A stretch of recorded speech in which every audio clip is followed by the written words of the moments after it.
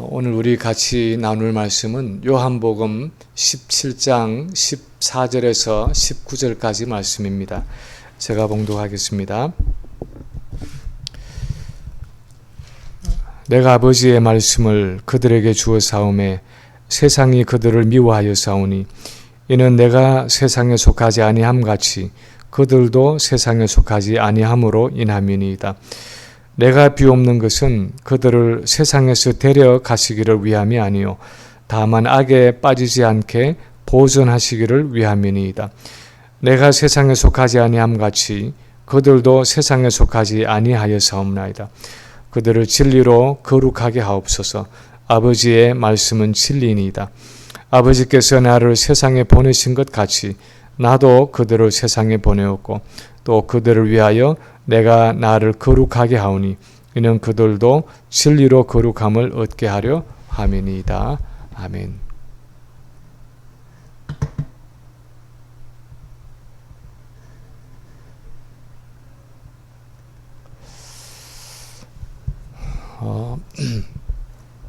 지난 주간에 아들의 결혼식이 있어서 터키를 방문하게 되었습니다.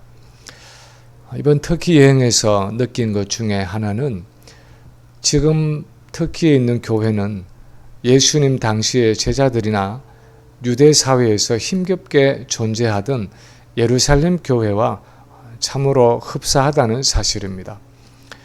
7,200만의 터키 인구 중에서 97%가 모슬림인데 기독교인은 전부 합해도 약 4,000명 정도로 0.05%에 불과하다고 합니다.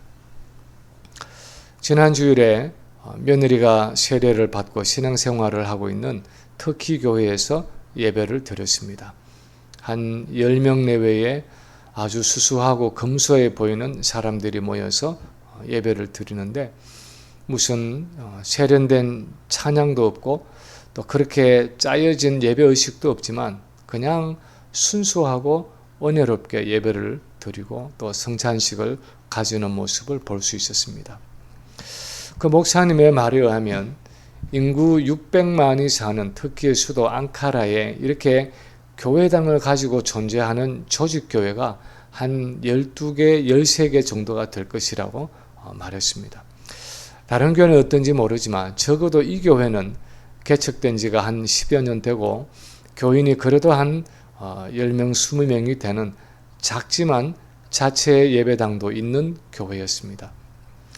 모슬림들이 가끔씩 테러를 하기 때문에 경찰들이 동원되어서 예배당 주변을 지켜주고 있는데 그 교회의 페이스북은 모슬림들이 자주 해킹을 해서 지금도 다운되어 있다고 말했습니다. 97%의 모슬림들 가운데서 0.05%로 존재하고 있다는 그 교인들의 모습을 보면서 예수님 당시의 제자들의 모습이 생각이 났습니다. 아마도 예수님이 마지막 만찬을 드시고 고별 설교를 하시던 오늘 본문의 제자들의 상황이 그렇지 않았을까 하는 생각을 하게 되었습니다. 주변의 99%가 유대교에 속한 사람들인데 0.01%의 소수로서 예수님을 따르는 그리스도인으로 신실하게 믿음을 지키며 살아가야 하는 것이 그들에게 놓여진 현실이었습니다. 그런 제자들을 남겨놓고 세상을 떠나시면서 예수님은 그리스도인은 누구이며 이 세상에서 어떻게 살아가야 하는가 하는 것을 오늘 본문을 통해서 말씀해 주고 계십니다. 이것은 99%의 거대한 세상 속에서 0.01%의 소수로 살아가는 그 제자들이 앞으로 어떻게 살아가야 할지를 가르쳐 주시면서 그런 삶을 위해서 하나님 앞에 올린 대제사장적인 기도였습니다. 첫 번째로 오늘 본문을 통해서 보면 주님이 말씀하시는 것은 그리스도인은 세상에 속한 사람들이 아니라는 사실입니다. 첫 번째 주님이 말씀하시는 것은 그리스도인은 세상에 속한 사람들이 아니라는 것입니다. 14절에 보면 내가 세상에 속하지 아니함 같이 그들도 세상에 속하지 아니함이니이다 하고 말씀하고 있고 16절에서도 내가 세상에 속하지 아니함 같이 그들도 세상에 속하지 아니하여 사옵나이다 하고 반복하고 있습니다. 14절에 보면 심지어 내가 아버지의 말씀을 그들에게 주어 사오매 세상이 그들을 미워하였다라고 말씀하고 있습니다. 오늘날 미국을 사는 우리는 이런 말씀들이 그렇게 실감이 나지 않을 수도 있습니다. 왜냐하면 우리 대부분은 이 세상을 살아가면서도 그렇게 세상의 미움을 받는 것이 아니기 때문입니다. 때로는 그리스도인인 우리 자신과 세상이라고 말할 수 있는 우리 주변의 사람들 사이에 별로 현저한 차이를 느끼지 못하고 살아갈 때도 있습니다. 사실 우리가 세상이라고 부르는 많은 사람들은 우리의 가족들이고 친구들이고 이웃들이고 동료들입니다. 우리가 교회에 나간다고 해서 별로 싫은 소리를 하는 것도 아니고 우리도 그들이 예수를 믿지 않는다고 해서 무슨 도전을 하는 것이 아닙니다. 서로의 신앙의 자유를 존중하는 것이 우리가 살아가는 이 미국 사회의 모습입니다. 서로 믿을 자유 또는 믿지 않을 자유를 가지고 각각 자기의 길을 가고 있을 뿐이지 세상과 우리 사이에 그렇게 이질감이나 적대감을 느끼지 않는 경우가 많습니다. 그런데 예수님 당시에는 지금 이 제자들이 말씀을 받는 이 예수님 당시에는 그렇지 않았다는 것입니다. 온 나라가 온 민족이 유대교에 속한 사람들이었고 그동안 예수님을 배척해 왔을 뿐 아니라 사실 내일이면 예수님을 십자가에 못 박아 죽일 사람들이었습니다. 그리고 제자들은 그 이단의 괴수를 따른다는 이유로 세상으로부터 미움을 받고 있었습니다. 제자들은 그 주변의 세상과는 너무나 다른 사람들이었고 다른 정도가 아니라 배척을 받고 미움을 받고 핍박을 당하는 사람들이었습니다. 이번에 가서 이야기를 들어보니까 터키의 기독교인들은 대체로 자기가 예수를 믿어도 가족들에게는 그것을 숨기며 살아간다고 합니다. 어떤 한 사람은 미국에 유학을 와서 예수를 믿고 돌아갔는데 자기가 크리스찬이라고 밝혔기 때문에 마지막 학위를 받고도 취업을 할 수가 없어서 다른 일을 하고 있다고 했습니다. 왜냐하면 기독교인이라는 신분을 가지고는 직장을 얻을 수가 없었기 때문입니다. 예를 들어 학교 교사인데 학교에서 자신이 기독교인이라고 밝힐 수 없다는 것입니다. 법적으로는 종교의 자유가 보장되어 있지만 실제로는 직장과 사회에서 차별과 불이익을 당하고 때로는 테러를 당하기 때문에 자기 신앙을 공적으로 표현하기 어려운 사회가 그곳의 상황이었습니다. 그런 의미에서 이 터키의 교회는 지금 우리보다 훨씬 더 오늘 본문에 나오는 예수님의 제자들이나 초대 교회의 모습에 가깝다고 말할 수 있습니다. 그런데 비록 우리가 외적으로 그런 종류의 미움과 박해와 차별은 받지 않고 있다고 해도 그리스도인으로서 항상 우리가 기억해야 하는 것은 교회는 본질적으로 세상과 다른 공동체라는 사실입니다. 세상에 속하지 않았고 세상에서 분리되어 나온 이질적인 공동체라는 사실입니다. 겉으로 보기에는 비슷해 보이지만 우리 그리스도인은 완전히 다른 신분을 가지고 있고 완전히 다른 가치관을 가지고 있고 세상 사람들과는 다른 방식으로 살아가고 있는 사람들이라는 것입니다. 우리의 삶의 목적과 방향이 세상과는 현저히 다르다는 것입니다. 우리는 가끔씩 세상 사람들과 같이 되지 못한 것을 안타까워할 때가 있습니다.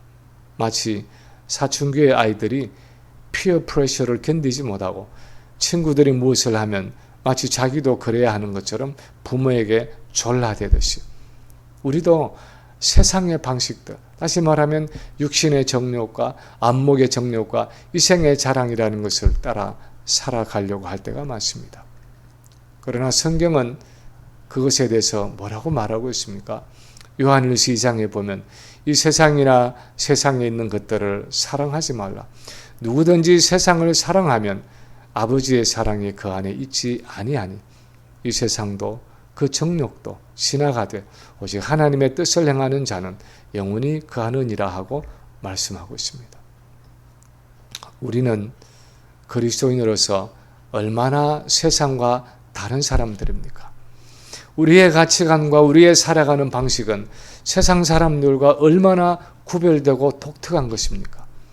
우리는 정말 세상에 속하지 않은 사람들입니까? 아니면 별로 구별도 없고 차이도 없고 세상과 전혀 다르지 않은 모습으로 살아가고 있는 것은 아닙니까? 세상이 추구하는 그 모든 것들을 예수를 믿는 나도 똑같이 추구하면서 살아가고 있는 것은 아닙니까? 오늘 주님이 하시는 말씀은 우리가 진정한 그리스도인이라면 우리는 세상에 속하지 않은 사람들이고 세상에서 구별된 사람들이라고 말씀하고 있습니다.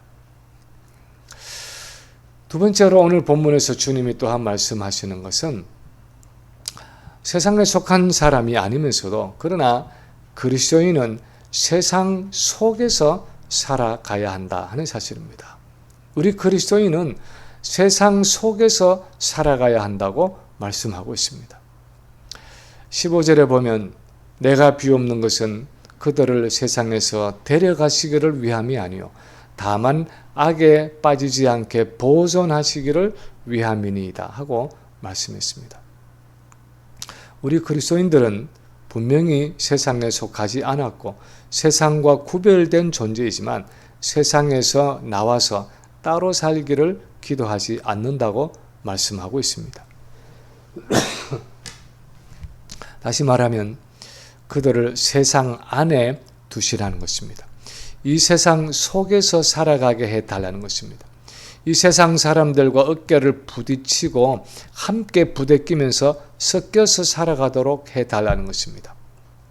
단지 악한 세상 속에서 그렇게 살아가면서도 악에 빠지지 않도록 보존해달라는 것이 예수님의 기도였습니다.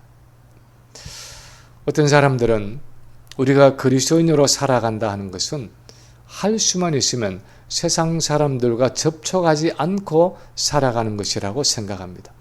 그냥 같은 신앙을 가진 사람들끼리만 모여서 우리의 신앙이 손상되지 않도록 세상의 죄악으로 때묻지 않도록 교회 공동체 안에서만 서로 나누고 돕고 교제하는 것이 신앙생활이라고 생각합니다. 사실은 한때 중세의 수도원 운동이 그런 이유 때문에 시작되었습니다. 세상이 워낙 악하고 교회가 너무 타락했기 때문에 많은 사람들이 자신의 믿음을 지키기 위해서 속세를 등지고 수도원으로 모여들었습니다. 세상을 떠나서 수도승이 되고 신부가 되고 수녀가 되었습니다. 그러나 주님이 제자들에게 그리고 교회에 원하신 것은 그런 분리주의나 염세주의가 아니라 세상에 속하지 않았으면서도 세상 안에서 살아가는 삶이었습니다. 요한복음 2장 14절에서 말씀하는 것처럼 세상의 정신이 가진 특징은 육신의 정욕과 안목의 정욕과 이생의 자랑이라는 악한 것이고 부패한 것입니다.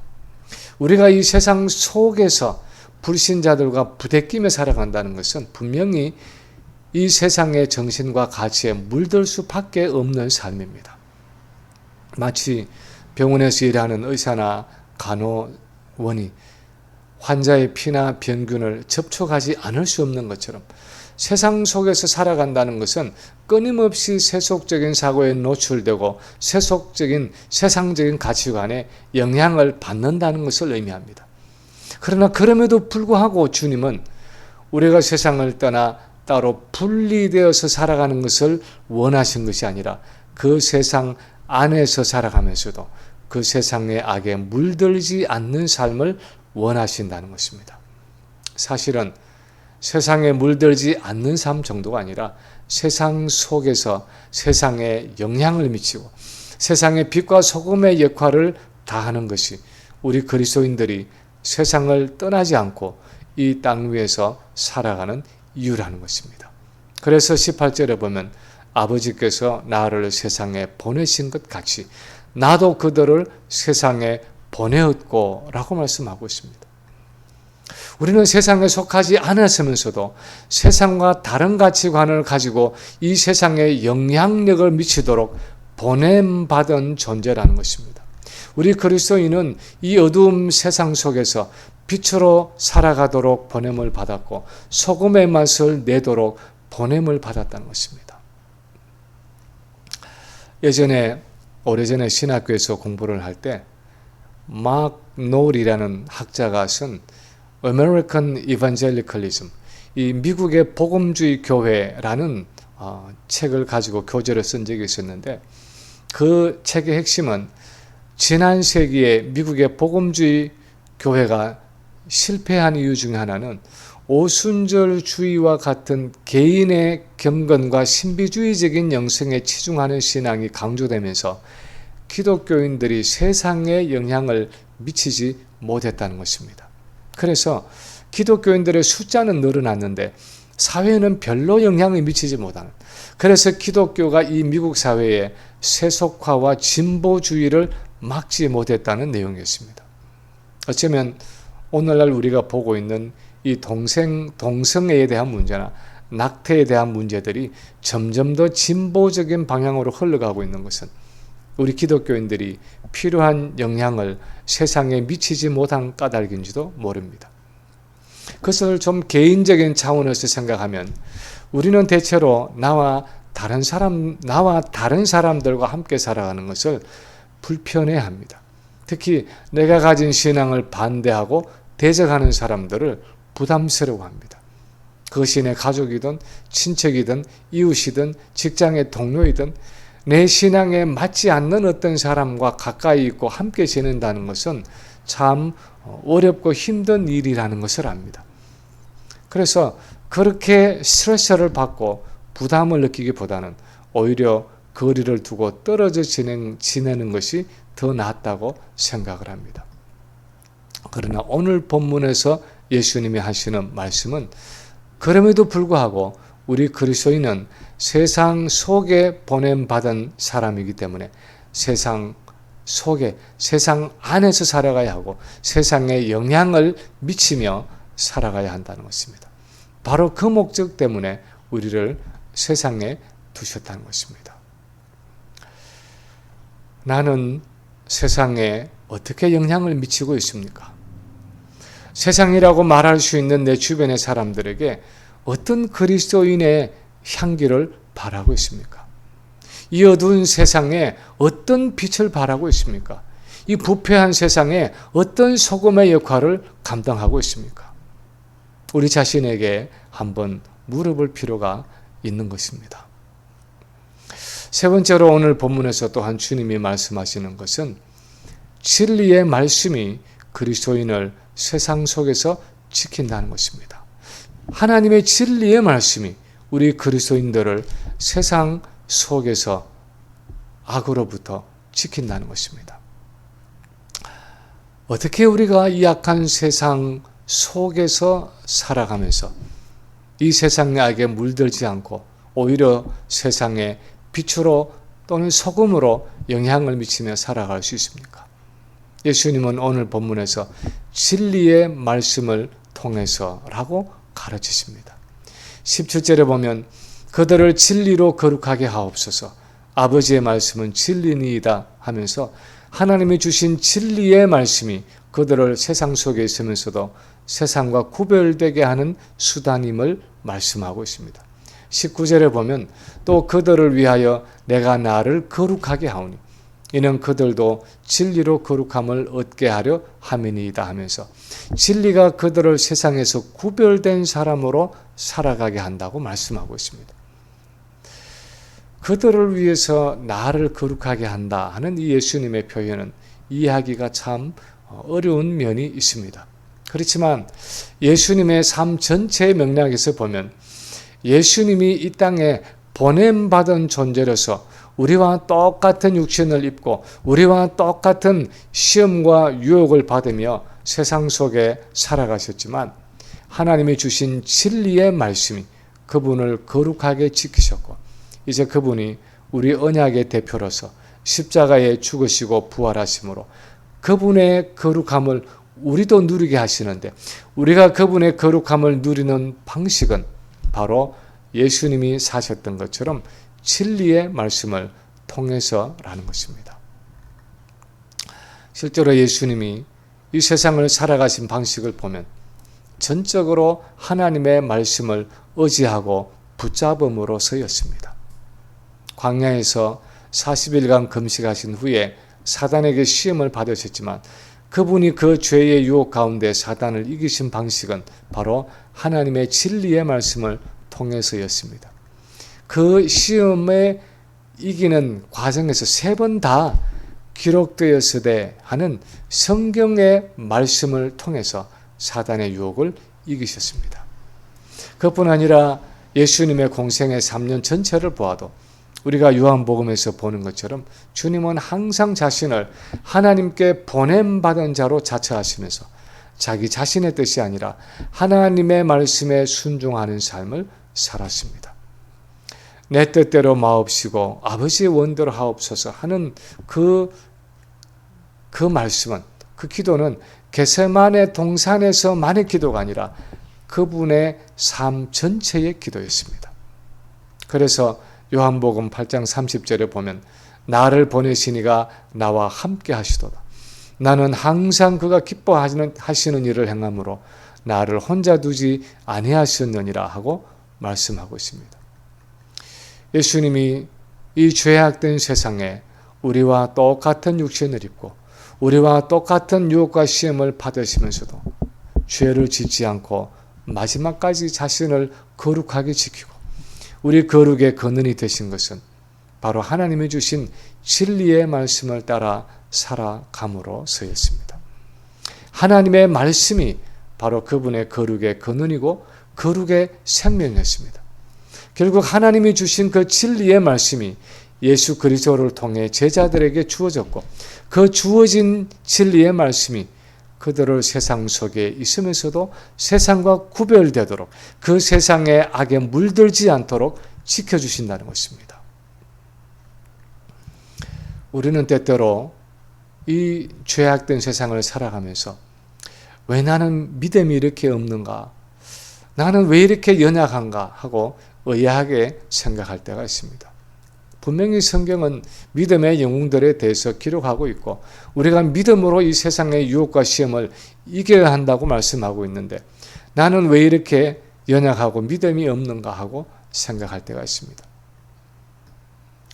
다른 사람들은 세상이 감당하지 못하는 믿음으로 승리하는 삶을 사는 것 같은데 나는 왜 이렇게 날마다 실족하면서 신앙생활이 제자리 걸음을 하고 있는가 하고 생각할 때가 있습니다. 물론 다른 요소들도 있겠지만 가장 우선적으로 본질적으로 우리가 세상이라는 세력을 이기지 못하고 오히려 그 세상 때문에 실족하고 넘어지고 실패하는 이유는 진리의 말씀이 없기 때문일 경우가 많습니다.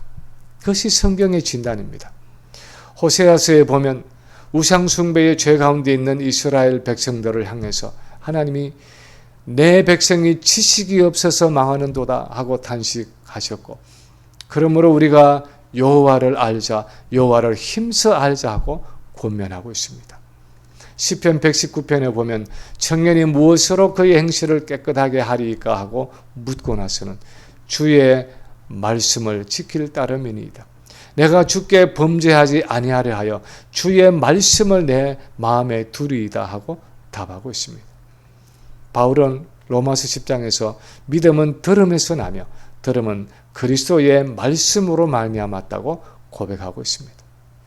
말씀은 세상 속에 살아가는 우리에게 끊임없이 하나님의 언약 백성으로서의 정체성을 일깨워주고 그래서 언약 백성으로서 우리가 세상 속에 어떻게 살아가야 하는지를 가르쳐 줍니다.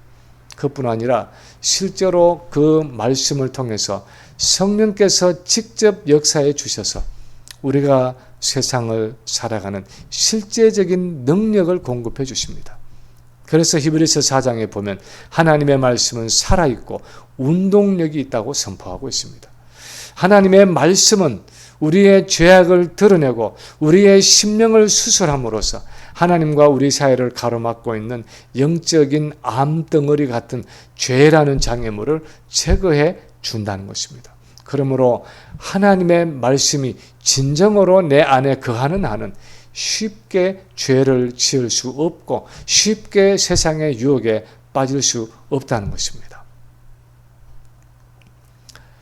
오늘날 사단이 성도들을 미혹하고 교회를 무너뜨리는 아주 은밀한 방법 중에 하나는 우리 성도들에게 하나님의 말씀을 빼앗아가는 것입니다.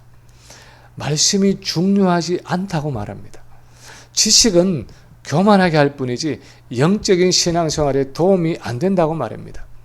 교리나 신학은 구시대의 유물이기 때문에 그렇게 머리로 하는 신앙생활에서 벗어나야 한다고 말합니다. 그러면서 체험을 강조하고 봉사를 강조하고 구제와 자선을 강조합니다. 신앙생활을 열심히 한다는 것은 무슨 일을 많이 하고 무슨 행동을 많이 하는 것이라고 주입시킵니다. 예전에 부교육자로서 어느 교회를 섬길 때 성경 공부반을 담당하고 있었습니다. 몇몇 다른 교육자들과 함께 예배 전과 예배 후에 성경 공부를 인도하고 있었습니다. 근데 문제는 사람들이 성경을 배우느라고 봉사를 안 한다는 것이었습니다. 파킹장 안내를 해야 하고 부엌에서 음식을 만들어야 하고 교사를 해야 하고 성가대를 해야 하는데 성경 공부반에 들어가서 안 나온다는 것입니다. 그래서 성경 공부반에 있는 사람들을 억지로 끌어내어서 봉사에 투입하는 것을 본 적이 있습니다. 근데 문제는 정말 성경이 그렇게 가르치고 있는가 하는 것입니다. 물론 교회의 형편이나 어떤 특별한 경우에는 부득이한 상황이 있을 수 있지만 원리적인 면에서 정말 성경이 오늘날 많은 교회들이 생각하는 것처럼 말씀보다도 일이나 봉사를 앞세우고 진리를 아는 것보다 행동을 앞세우고 있는가 하는 것입니다. 우리가 이번 수요일에 아마 그 본문을 다루겠지만 요한복음 6장에 보면 유대인들이 예수님께 묻습니다. 우리가 어떻게 하여야 하나님의 일을 하오리까? 어떻게 해야 하나님의 일을 하겠습니까? 그때 예수님이 대답하십니다. 하나님께서 보내신 일을 믿는 것이 하나님의 일이니라. 예수님을 제대로 알고 예수님을 제대로 믿는 일이 가장 중요한 하나님의 일이라는 것입니다. 우리가 잘 아는 것처럼 예수님을 집에 초대해 놓고 마르다가 이것저것 음식을 준비하느라고 바쁜데 마리아는 예수님의 말씀을 듣느라고 언니를 돕지 않는다고 마르다가 불평했습니다. 주여, 내 동생이 나 혼자 일하게 두는 것을 생각하지 아니하시나이까? 그를 명하여 나를 도와주라 하소서. 그때 예수님이 대답하십니다. 마르다야, 마르다야, 네가 많은 일로 근심하고 염려하나 몇 가지만 하든지 혹은 한 가지만으로도 족하니라. 마리아는 이 좋은 편을 택하였으니 빼앗기지 아니하리라. 주님을 통해서 주어지는 하나님의 진리의 말씀을 듣는 그것이 좋은 편이라고 오히려 칭찬하고 계십니다. 사도행전 20장에 보면 사도 바울이 3차 전도여행의 마지막에 예루살렘으로 돌아가면서 에베소의 장로들을 밀레도에 불러놓고 마지막 고별 설교를 하면서 이렇게 말합니다. 여러분, 그러므로 여러분이 일깨어 내가 3년 동안이나 밤낮 쉬지 않고 눈물로 각 사람을 훈계하던 것을 기억하라. 지금 내가 여러분을 주와 및 그 은혜의 말씀에 부탁하노니 그 말씀이 여러분을 능히 든든히 세우사 거룩하게 하심을 입은 모든 자 가운데 기업이 있게 하시리라. 지난 3년 동안 밤낮 쉬지 않고 여러분에게 전한 그 은혜의 말씀에 성도들을 부탁한다고 설교하고 있습니다. 그 하나님의 진리의 말씀이 성도들을 세상과 구별되어 거룩하게 살아가게 해서 마지막 구원을 얻게 할 것이라는 의미입니다. 오늘날 교회의 가장 큰 위기는 말씀의 위기이고 진리의 위기이고 성경의 위기입니다. 사단이 이 하나님의 진리의 말씀을 우리에게 빼앗아감으로써 우리를 세상 사람과 별로 차이가 없는 사람으로, 그냥 보통 사람으로, 그냥 대중으로, 무리로 만들어가고 있는 것입니다. 하나님의 언약 백성으로서 존귀하고 특별하게 세상 속에 보냄을 받은 사람들이 아니라 그냥 남들처럼 평범하게 잘 먹고 잘 사는 사람, 그냥 행복하게 사는 사람, 그냥 그럭저럭 사는 사람으로 만들어버리는 것입니다. 오늘날 그렇게 살아가고 있는 그리스도인들이 얼마나 많습니까? 특히 코비드 이후에 예배에 참석도 하지 않으면서 그냥 온라인으로 신앙생활을 하면서 주일이면 산에도 가고 들에도 가면서 그냥 그럭저럭 신앙생활을 하고 있는 얼마나 많은 사람들이 있습니까? 정말 세상과 다른 것을 찾아보기가 힘든 신자들이 얼마나 많습니까? 제가 우리 교회에 대해서 하나님께 참 감사하는 것 중에 하나는 우리 대부분의 성도들은 이 진리의 말씀에 대해서 열의가 있고 열정이 있다는 사실입니다. 어떻게 하든지 이 하나님의 말씀을 붙들고 살아가고자 하는 노력이 있다는 사실입니다. 우리 대부분이 같은 큐티 교재를 가지고 그래도 매일 성경을 묵상하려고 애쓰고 있습니다. 이 말씀대로 살아가려고 발부둥치고 있는 것입니다. 저는 하나님이 이 매일의 말씀 묵상을 통해서 우리를 세속에서 지키고 보존하실 뿐 아니라 보냄받은 자로서 이 말씀을 세상에 전하고 나누는 성도들로 만드실 것이라고 생각합니다. 말씀을 붙들고 살아가는 우리를 통해서 이 세상이 진리의 빛을 보게 되고 예수 그리스도를 알게 되고 하나님께 나오는 역사가 일어날 것입니다. 이제 말씀을 마칩니다. 저는 개인적으로 이 큐티 묵상을 매일 하면서 참 놀랄 때가 많은데 그 이유 중에 하나는 말씀을 묵상하면 할수록 성경은 세상의 일반적인 상식과 너무나 다를 때가 많다는 사실 때문입니다. 지금까지 세상을 살아오면서 너무나 당연하고 상식처럼 여겨온 많은 부분들이 말씀을 깊이 묵상하다 보면 성경의 내용과 너무나 다르다는 것을 발견하게 될 때가 있습니다. 그래서 하나님의 말씀을 매일매일 묵상한다는 것이 전혀 없이 중요하다는 것을 느낍니다. 이제 올해의 후반기에 들어가는 이 9월을 맞으면서 우리가 교회로서 다시 한번 헌신하기를 원하는 것은 이 하나님의 진리의 말씀을 분명하게 붙드는 일입니다. 우리가 매일 하고 있는 것처럼 이 진리의 말씀을 매일 읽고 묵상하고 적용함으로 세상과 구별되어 살아가는 것입니다. 그것뿐 아니라 이 진리의 말씀을 세상 속에 나누고 전하는 것입니다. 19세기 미국의 유명한 부흥사였던 D.L. 무디는 성경을 가리키며 이렇게 말했습니다. 이 책이 우리를 죄에서 막아줄 것이다. 그렇지 않으면 죄가 우리에게서 이 책을 막을 것이다. 다시 말하면 이 하나님의 진리의 말씀을 나날이 가까이 하면 우리가 죄에서 멀어진다는 것입니다. 이 성경은 우리를 죄에서 멀어지게 해준다는 것입니다. 그러나 우리가 이 말씀을 가까이 하지 않으면 결국은 죄가 우리를 이 진리의 말씀에서 멀어지게 할 것이라는 경고의 말씀입니다. 지금 우리의 삶은 어떻습니까? 이 하나님의 진리의 말씀이 우리를 죄에서 점점 멀어지게 하고 있습니까? 아니면 세상적인 불순종과 죄악이 우리를 이 성경에서 멀어지게 하고 있습니까? 바라기는 우리 모두가 다 이 후반기에는 더욱 이 하나님의 진리의 말씀에 창념함으로 세상 속에서 살아가지만 세상과는 다르게 거룩하고 경건한 하나님의 언약 백성으로 살아가는 우리 모든 성도들이 되시기를 주님의 이름으로 간절히 축원합니다.